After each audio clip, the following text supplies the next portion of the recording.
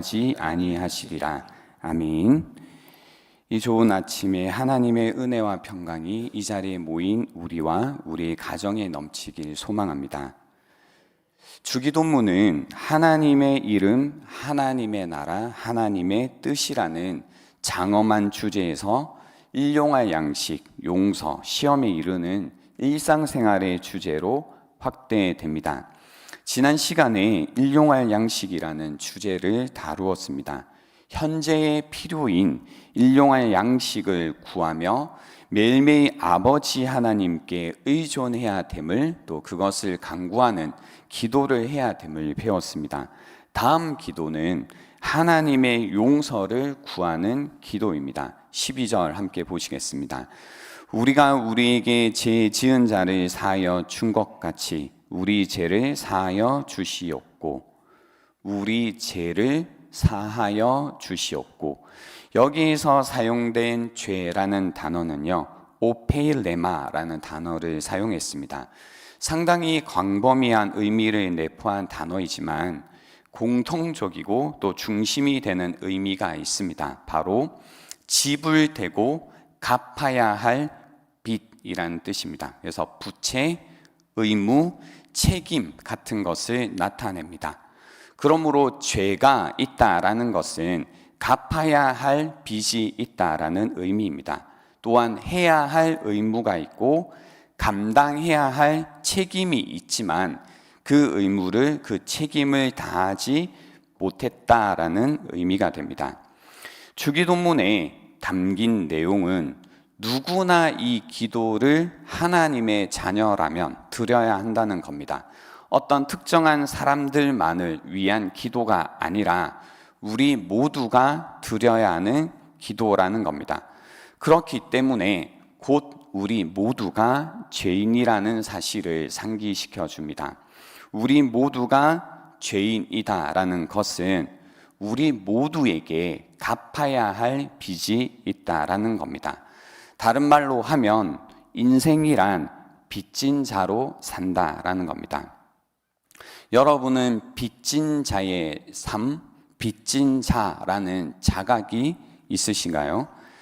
알렉산드리아 교부였던 오리겐이라는 사람은 죄에 대한 깨달음을 얻기 위해 인간이 인간으로서 본질적으로 갖고 있는 채무와 책임에 대해 이야기를 합니다.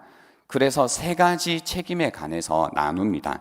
첫 번째는 인간은 동료나 다른 사람에 대해 져야 할 책임이 있는 존재라고 합니다. 그래서 다른 사람에 대한 책임이 있다고 합니다.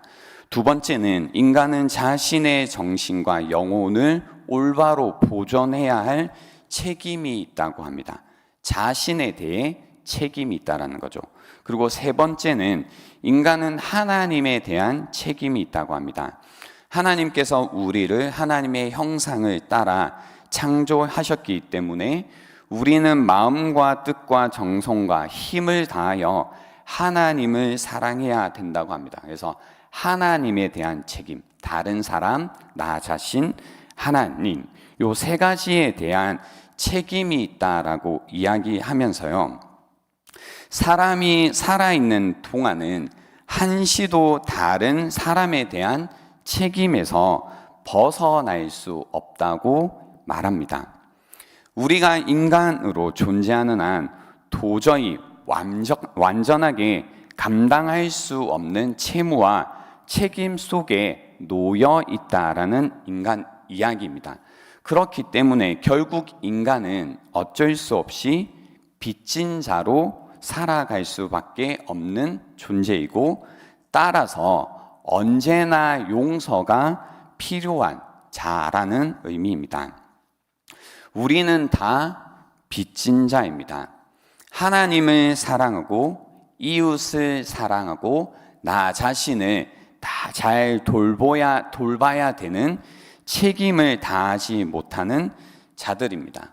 언제나 갚아야 하는 빚을 다 갚지 못하고 있습니다.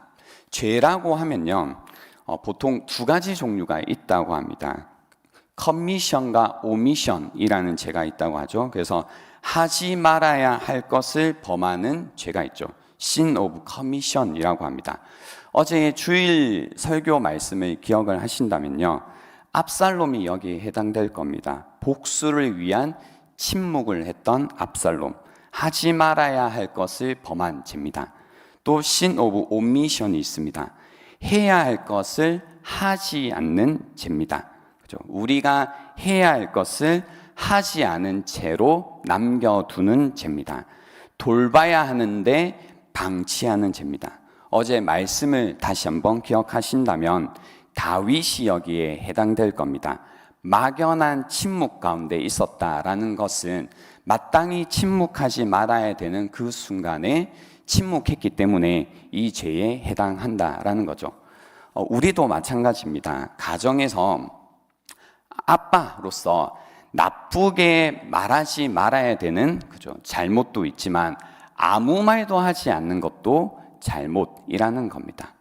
회사에서도 마찬가지입니다. 뭔가 실수하고 어떤 잘못을 저지르는 것도 나쁜 거지만 해야 할 것을 안 하고 있는 것도 잘못이라는 겁니다. 이 얘기는 사람들에게 책임이라는 게 있다라는 겁니다. 그러나 우리 모두는 이 해야 할 책임을 다하지 못하고 살아갑니다. 그래서 죄인으로 살아가고 있다는 거죠. 오늘도 우리는 이 빚진 자로 살아갑니다.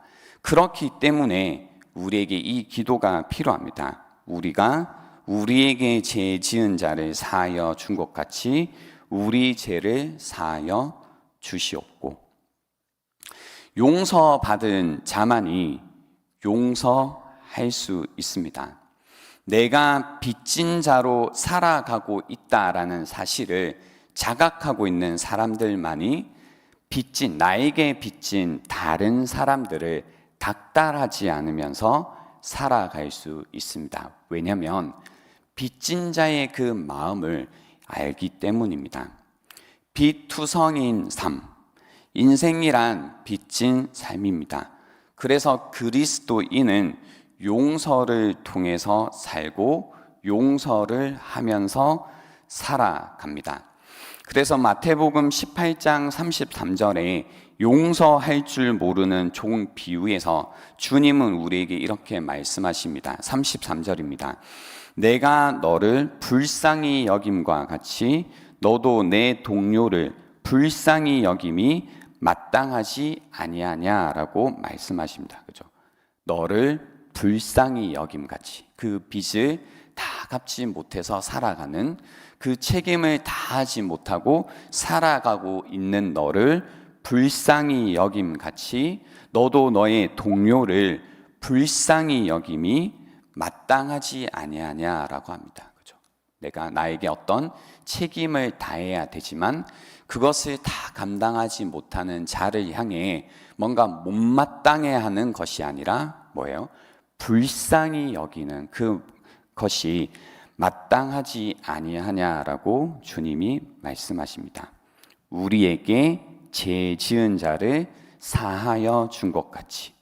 그래서 그리스도인들은 빚진 자임을 알기에 그렇기 때문에 용서하며 살아가는 겁니다. 그냥 착한 마음으로 용서하는 게 아니라 그 누구보다 내가 먼저 하나님 앞에 빚진 자임을 알기에 다른 사람들, 빚진 자들을 용서하며 살아가게 된다라는 겁니다. 그래서 우리가 이 세상에요, 빚진 자로 살 때에 빚을 가진 자로 살아갈 수 있게 됩니다. 그래서 오늘 하루를 살아가실 때 우리가 이 마음으로 다시 한번 살아갈 수 있으면 좋겠습니다. 내가 빚진 자구나.